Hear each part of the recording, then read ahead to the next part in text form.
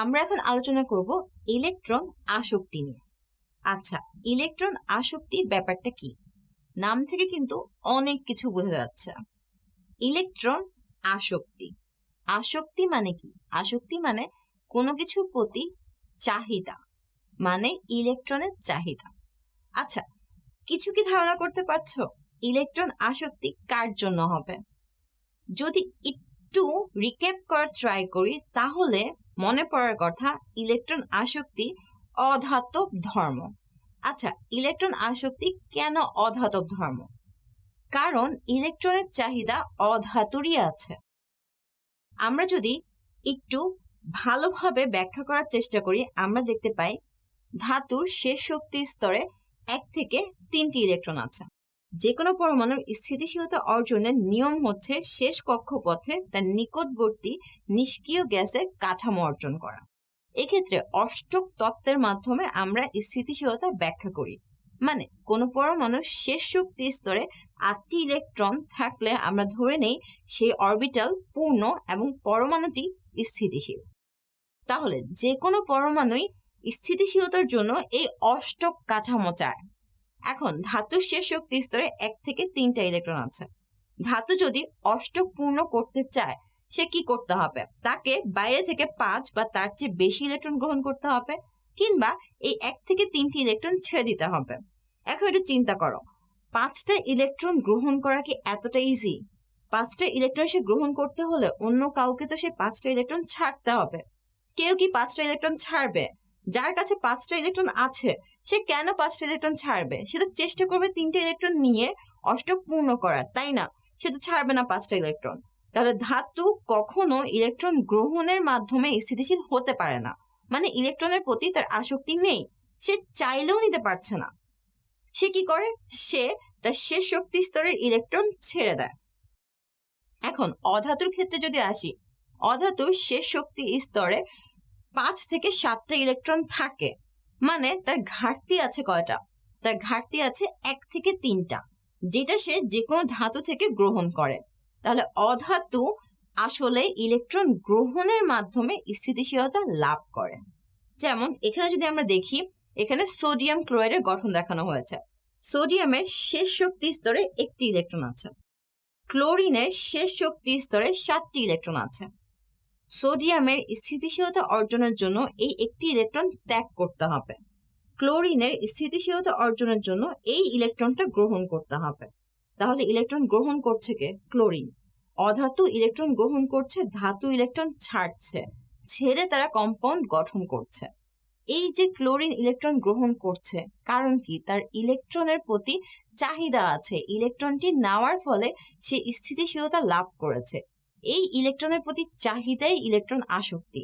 মানে ইলেকট্রন আসক্তি মূলত অধাতব ধর্ম। যেই অধাতুর ইলেকট্রন আসক্তি যত বেশি সেই অধাতু তত বেশি সক্রিয়। মানে ইলেকট্রন আসক্তির মাধ্যমে আমরা আসলে যে কোনো অধাতুর সক্রিয়তাকে বিবেচনা করি, যে কোনো একটা রিঅ্যাকশনে সে কতটা ফাস্ট দিবে কিংবা সে কতটা অ্যাক্টিভলি কাজ করবে, সেটা আমরা তার ইলেকট্রন আসক্তি থেকে বুঝতে পারি। এখন আমরা ইলেকট্রন আসক্তির তাত্ত্বিক সংজ্ঞাটা বোঝার চেষ্টা করব। ইলেকট্রন আসক্তির তাত্ত্বিক সংজ্ঞা হচ্ছে কোনো মৌলের শেষ অরবিটালে বাইরে থেকে একটি ইলেকট্রন আনতে যে পরিমাণে শক্তি বাইরে রিলিজ করতে হয় তাই হচ্ছে তার ইলেকট্রন আসক্তি। অনেকগুলো জটিল কথা বলে ফেললাম, তাই না?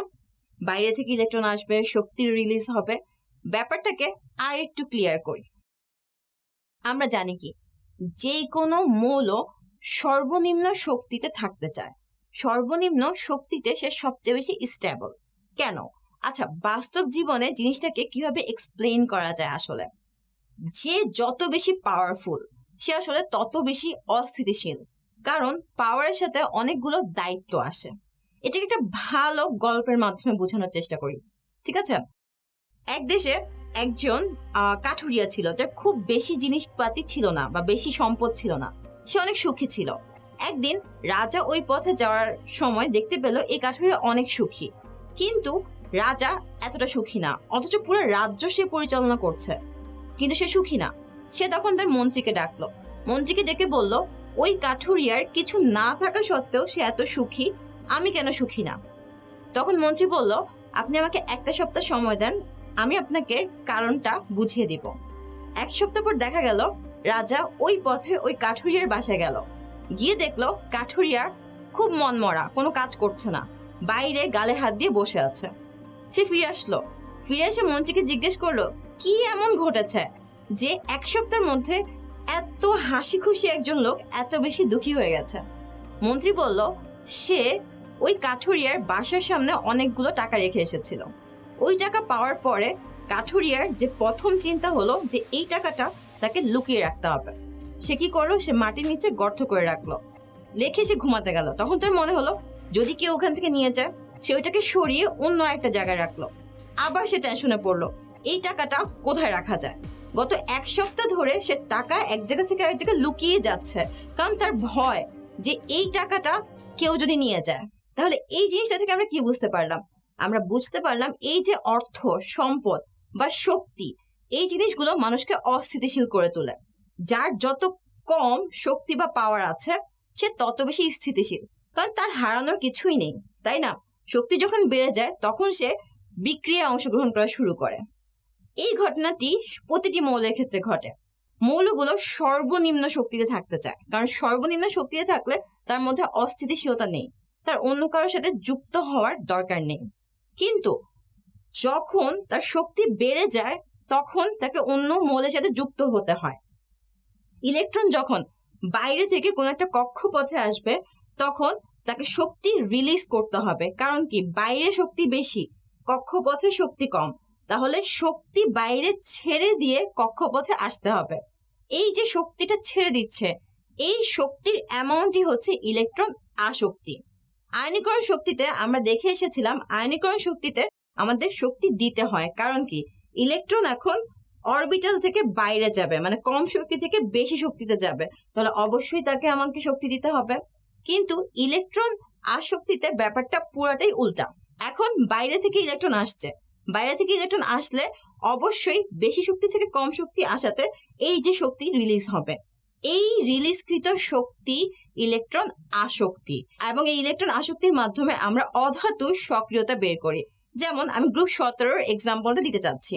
গ্রুপ 17 উপর থেকে নিচে গেলে শক্তি স্তর সংখ্যা বেড়ে যায় প্রতি স্টেপে। যেমন ফ্লোরিনের শক্তি স্তরের চেয়ে ক্লোরিনের শক্তি স্তর একটি বেশি, তারপর ব্রোমিনের। এই শক্তি স্তর বাড়ার ফলে ঘটনাটা কি ঘটে? শক্তি স্তর বাড়ার ফলে যেটা হয়, নিউক্লিয়াসের সাথে শেষ অরবিটালের ইলেকট্রনের দূরত্ব বেড়ে যায়। ফলে নতুন যে ইলেকট্রনটা আসবে তাকে নিউক্লিয়াস আগের মতো আকর্ষণ করতে পারে না। এই আকর্ষণ কম হওয়ার কারণে ইলেকট্রন আসক্তি একই গ্রুপে উপর থেকে নিচে আসার ফলে কমে যায় এবং সক্রিয়তা কমে যায়। তার মানে আমরা অধাতুর ক্ষেত্রে কোন একটা গ্রুপ ধরলে যদি দেখি মৌলগুলো গ্রুপের নিচে আছে, তার মানে তার সক্রিয়তা কম। আর মৌলগুলো যদি গ্রুপের উপরের দিকে থাকে তার ইলেকট্রন আসক্তি বেশি, মানে সক্রিয়তা বেশি।